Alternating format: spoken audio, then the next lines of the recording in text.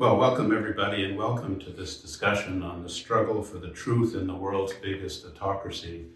I have with me the Executive Director of the Uyghur Rights Advocacy Program, Mr. Mehmet Tohti, and he has kindly agreed to give us some of his views on the Chinese Communist Party's policies towards Uyghurs. So welcome, Mehmet. And Thank you. Perhaps you could tell us a little bit about yourself and the Uyghur Rights Advocacy Project's primary concerns about Chinese Communist Party policy in the Uyghur regions. Thank you for having me, and thank you for all team members of MLI. And you are frequently releasing really good piece of reports and others, and sponsor some important think tank works. So we are benefiting greatly from your expertise.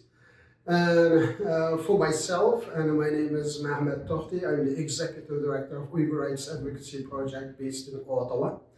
And I was born in Kashgar, and I used to be a biology teacher at the university. And so in 1991, I had to leave and for self-exile. And as you know, that period of time was a transitional time.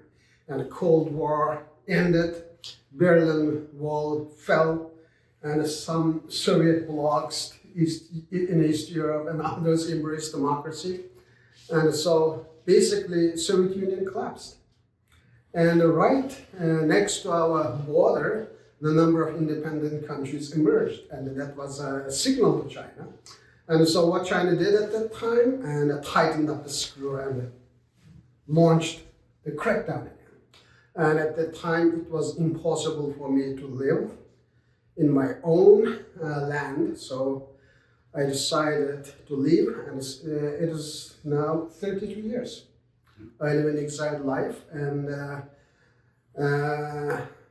this month is my 25th anniversary that I arrived in Canada. So it is a long time, and since then we try to create a sort of awareness about the situation of Uyghurs and the Chinese policy, and especially last 5-6 years, when we came to a conclusion that there is really bad things taking place in China, targeting Uyghurs, and now we know it is genocide and a crime against humanity. And we intensified our campaign in two main areas. One is research and documentation, and other is advocacy work. And try to bring the issue to the attention of policymakers and the government, and to find out some sort of pressure point just to make some difference in daily life of people. This is what we are doing. So how do you think Canada can best respond to the crisis in the Uyghur regions of China? What are your requests of our government in this regard? And in Canada, I think it is in the best position if there is a will to respond to it, because we had some past history. We already recognized that it was wrong, and we already initiated some sort of measures to address on it, just like truth and reconciliation. And we are exactly the day that we are celebrating that initiative.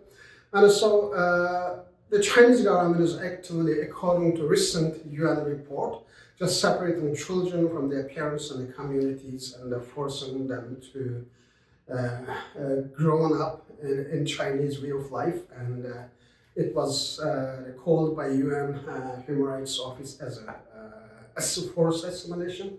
But we know that just the transfer of children from one group to another is the element of genocide. And so when this sort of active genocide is taking place, and Canada has better and a stronger position just to remind Chinese government it is past history, what has happened, and also remind that what the Canadian government is actually pursuing right now for this reconciliation. And so in that regard, Canada has better position and a stronger hand.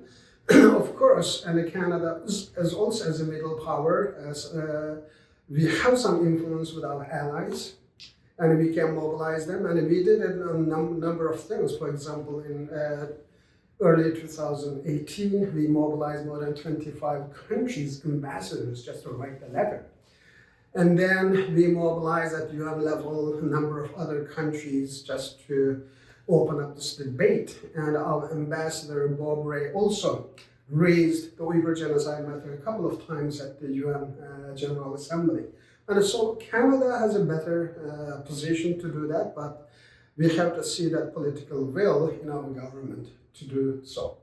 Well, I mean, with regard to political will, the House of Commons did pass a unanimous resolution declaring that the Chinese government's policies under the Chinese Communist Party are genocide as defined by the UN Convention Against Genocide.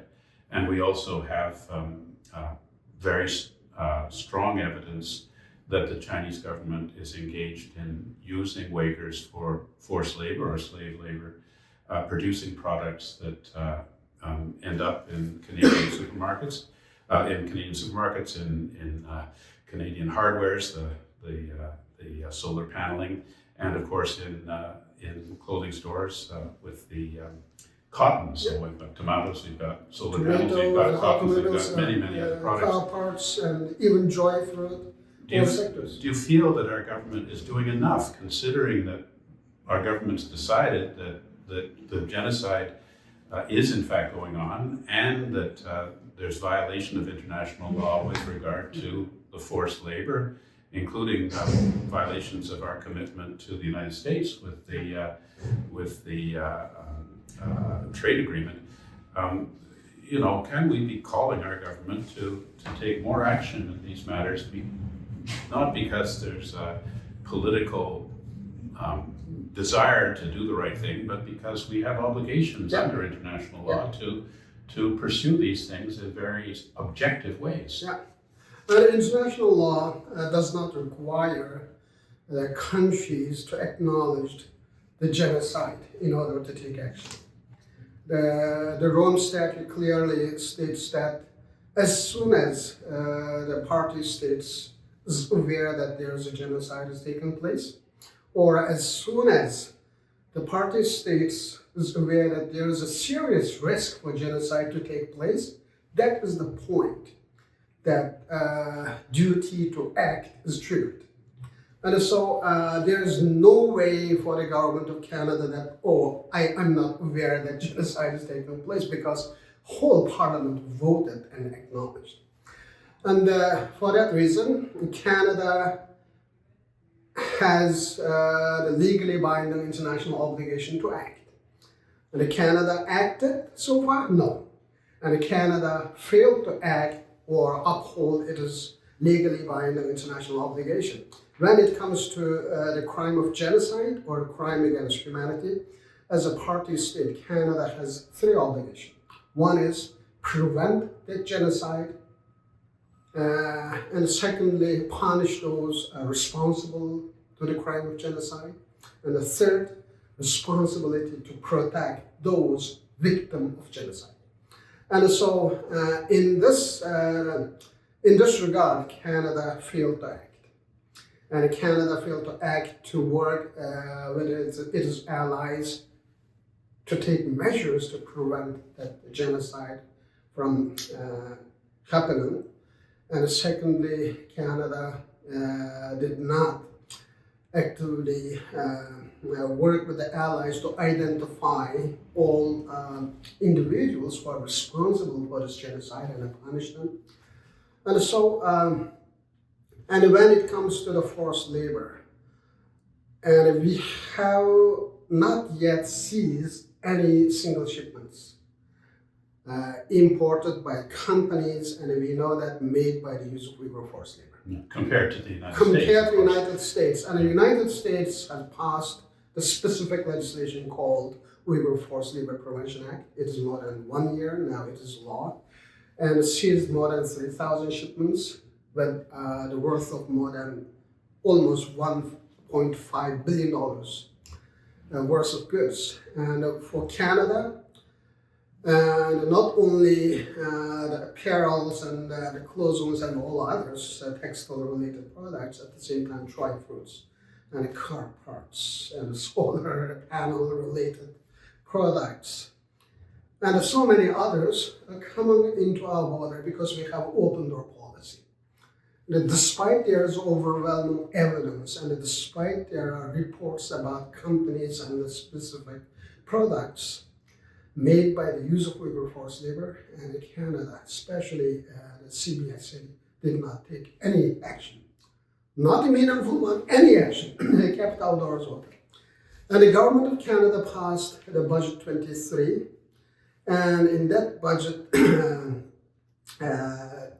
the past, we have one paragraph. It says, the government of Canada intends to table a legislation to eradicate forced labor products from Canadian market in 2024. And one has to ask why we have to wait for 2024.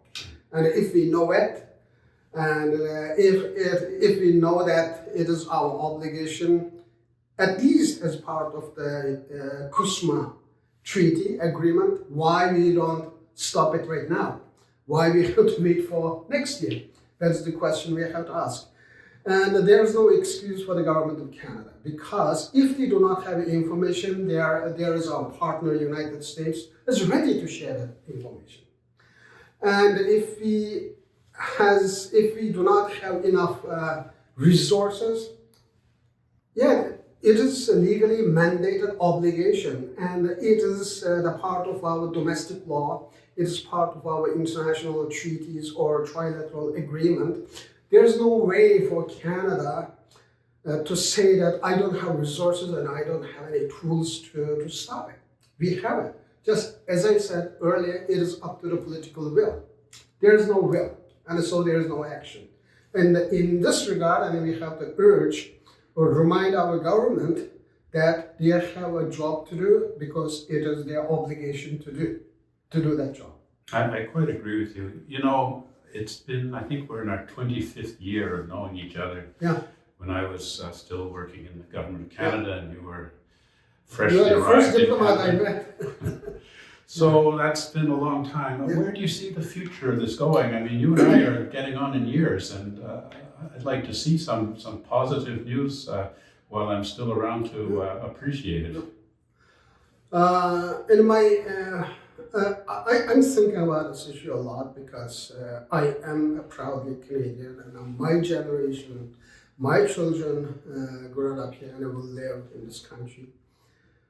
And so it's also a personal issue for me. And my conclusion is that just if we do not get the China issue right, we do not get the Canadian issue right.